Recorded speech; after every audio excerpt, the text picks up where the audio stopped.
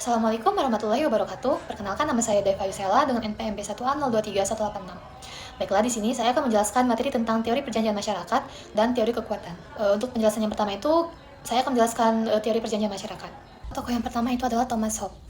Thomas Hobbes adalah salah satu filsuf politik terpenting dalam sejarah pemikiran modern yang mengemukakan teori perjanjian masyarakat atau social contract sebagai dasar terbentuknya negara dan kekuasaan. Dalam pandangan Hobbes, sebelum adanya negara, manusia hidup dalam keadaan yang disebutnya sebagai keadaan alam atau state of nature, yaitu suatu kondisi tanpa hukum, tanpa pemerintahan, dan tanpa kekuasaan tertinggi.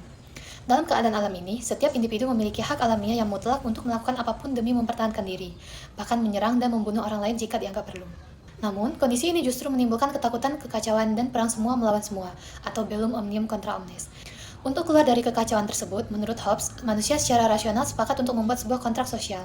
Dalam kontrak ini, semua individu setuju untuk menyerahkan hak-hak alamiah mereka kepada suatu otoritas bersama yang lebih kuat, yaitu negara atau penguasa yang disebut Leviathan. Negara ini dibentuk untuk menjamin ketertiban, keamanan, dan kedamaian bersama.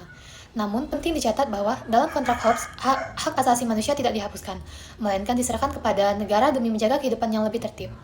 Artinya, hak-hak individu tidak lagi mutlak karena kedaulatan telah diberikan sepenuhnya kepada negara, dan negara menjadi pemegang kekuasaan tertinggi atas hukum, keadilan, dan keamanan. Tokoh yang kedua yaitu John Locke. Menurut pendapat John Locke, hukum alam tetap mempunyai dasar rasional dari perjanjian masyarakat yang timbul dari hak-hak manusia dari keadaan alamiah. Tetapi cara berpikir yang bersifat logis, deduktif, matematis telah dilepaskan dan diganti dengan suatu cara berpikir yang realistis, dengan memperlihatkan sungguh-sungguh praktek ketatanegaraan dan hukum.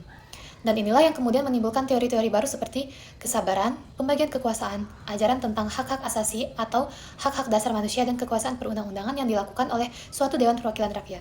John Locke sebagaimana ia ahli pemikir hukum alam, mendasarkan juga teorinya pada keadaan manusia di dalam alam bebas, dan memang menganggap bahwa keadaan alam bebas atau keadaan alamiah itu mendahului adanya negara.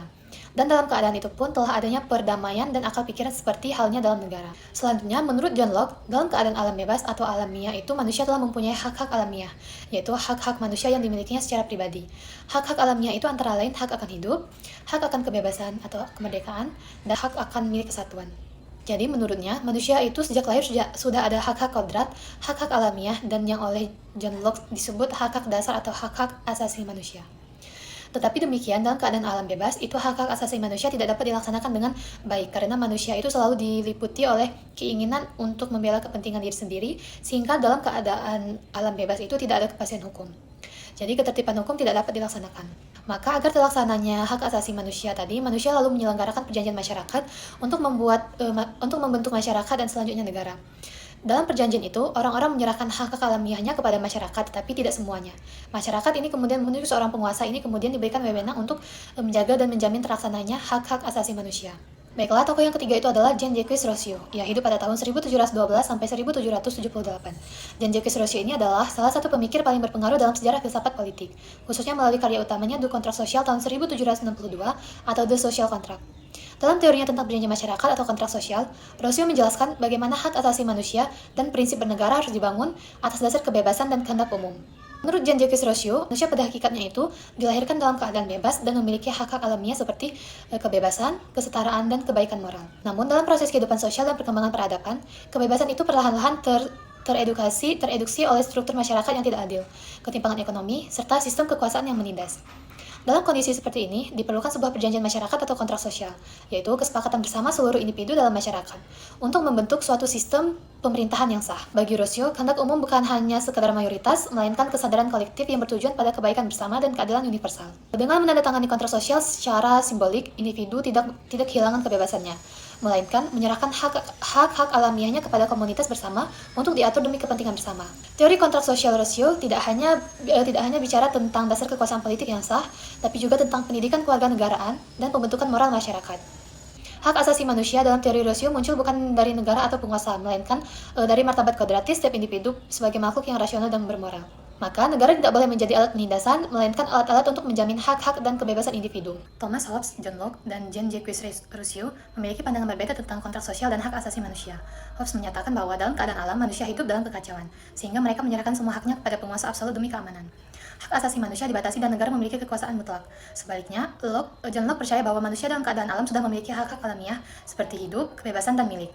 Kontrak sosial dibuat untuk melindungi hak-hak itu, bukan menghilangkannya. Negara harus demokratis dan dapat diganti jika melanggar hak rakyat. Sementara itu, Rusia menekankan bahwa manusia pada dasarnya bebas dan baik, namun ketimpangan sosial menindas kebebasan itu. Kontrak sosial menurutnya bertujuan untuk membentuk negara berdasarkan kehendak umum dan kebaikan bersama. Hak asasi manusia bersumber dari kodrat manusia dan harus dijamin melalui hukum yang oleh rakyat. Jadi, Hobbes menekankan stabilitas melalui kekuasaan absolut. Sedangkan Locke itu pada perlindungan hak melalui hukum, dan Rousseau itu pada kebebasan melalui kehendak rakyat. Baiklah, di sini saya akan menjelaskan materi tentang teori kekuatan. Pada tokoh yang pertama yaitu Oppenheim. Menurut pandangan Oppenheim, ia berpendapat bahwa negara itu bukanlah produk dari kehendak bersama atau hasil kontrak sosial yang rasional, melainkan merupakan instrumen dari kelompok yang kuat untuk mengorganisasi penindasan terhadap kelompok yang lemah. Dalam bukunya Die Says, Oppenheim menjelaskan bahwa kekuasaan negara lahir dari proses ekonomi yang bersifat eksploitatif, di mana segelintir orang yang menguasai sumber daya memanfaatkan negara sebagai alat legal untuk merampas hak-hak kelompok lain. Negara menurutnya adalah bentuk tertinggi dari penaklukan ekonomi. Golongan kuat memaksakan kekuasaannya melalui hukum dan kebijakan publik, yang tampaknya objektif, namun sejatinya hanya menguntungkan mereka. Kemudian, pandangan ini dilanjutkan oleh tokoh yang kedua yaitu Karl Marx. Menurut pandangan Karl Marx, ia menjelaskan bahwa negara sebagai instrumen kelas borjuis dalam perjuangan kelas. Bagi Marx, sejarah umat manusia itu adalah sejarah perjuangan kelas yang tak kunjung usai. Negara dalam kerangka pemikiran Marx bukanlah lembaga netral atau wasit yang mengatur masyarakat, melainkan adalah alat bagi kelas yang memiliki alat produksi atau borjuis untuk mempertahankan dominasinya atas kelas buruh atau proletar. Negara menciptakan hukum, aparat, dan struktur kekuasaan bukan untuk melayani rakyat secara keseluruhan, melainkan untuk menjaga kepentingan pemilik modal agar tetap berkuasa.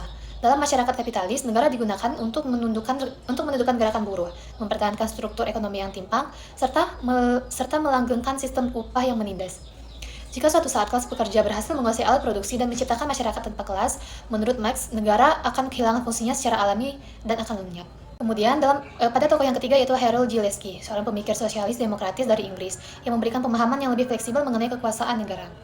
Dalam bukunya The State in Theory and Practice, Gillespie menekankan bahwa negara adalah alat pemaksa, yaitu lembaga yang memiliki wewenang untuk melaksanakan sistem ekonomi dan sosial tertentu berdasarkan ideologi penguasaannya. Ia menegaskan bahwa kekuasaan negara tidak pernah bebas nilai. Negara dalam sistem kapitalisme akan menjalankan mekanisme produksi yang menguntungkan kelas pemilik modal. Sedangkan negara dalam sistem sosialisme akan mengatur produksi demi pemerataan kesejahteraan. Bagi Gillespie, posisi ideologi sangat menentukan wajah negara. Artinya, siapa yang berkuasa dari aliran apa akan menentukan arah negara secara keseluruhan. Negara tidak dapat dipisahkan dari kepentingan ekonomi dan struktur kekuasaan masyarakat tempat ia tumbuh. Dan tokoh yang terakhir itu Leon Duguid. Leon Duguid memberikan keterangan tentang pelajaran hukum dan negara yang semata-mata bersifat realistis. Dia tidak mengakui adanya hak subjektif atas kekuasaan, juga menolak ajaran yang mengatakan bahwa negara dan kekuasaan itu adanya atas kehendak Tuhan. Ditolaknya juga ajaran perjanjian masyarakat tentang terjadinya negara dan kekuasaan. Menurut pendapatnya yang benar, dan kebenaran itu bersifat mutlak adalah bahwa orang-orang yang paling kuat memaksakan kemauannya kepada orang-orang yang dianggapnya lemah. Orang-orang yang paling kuat dapat mendapatkan kekuasaan dan memerintah disebabkan karena beberapa faktor, yaitu faktor fisik, faktor ekonomi, kecerdasan, agama, dan sebagainya. Dari seluruh pemikiran keempat tokoh tersebut, kita dapat menyimpulkan bahwa negara dan kekuasaan selalu lahir dari proses dominasi dan kontrol oleh kelompok tertentu. Kekuasaan tidak pernah bersifat netral atau imparsial, melainkan diarahkan oleh kekuatan ekonomi, politik, dan ideologi yang menguasai masyarakat dalam konteks ini. Lahirnya sistem patriarki dan matriarki sebagai pola garis keturunan dalam masyarakat juga dapat dijelaskan melalui kerangka teori kekuatan ini. Patriarki dan matriarki bukan hanya soal budaya atau adat, melainkan hasil dari proses panjang di mana kelompok yang memiliki kekuasaan, baik laki-laki maupun perempuan, membangun struktur sosial yang menguntungkan posisi mereka. Patriarki sebagai sistem di mana laki-laki mendominasi peran kepemimpinan politik, sosial, dan ekonomi dapat ditelusuri dari awal munculnya sistem kepemilikan pribadi, terutama pada masyarakat agraris. Dalam pandangan seperti Marx dan Oppenheim, ketika alat produksi seperti tanah dan ternak mulai dimiliki secara pribadi, kelompok yang secara fisik lebih kuat dan lebih banyak mengakses sumber daya dalam hal ini adalah laki-laki. Laki-laki mampu mempertahankan dan melanggengkan kekuasaan mereka. Mereka kemudian menciptakan norma hukum, sistem waris, dan institusi agama yang mendukung dominasinya, menjadikan kekuasaan laki-laki sebagai hal yang normatif dan wajar.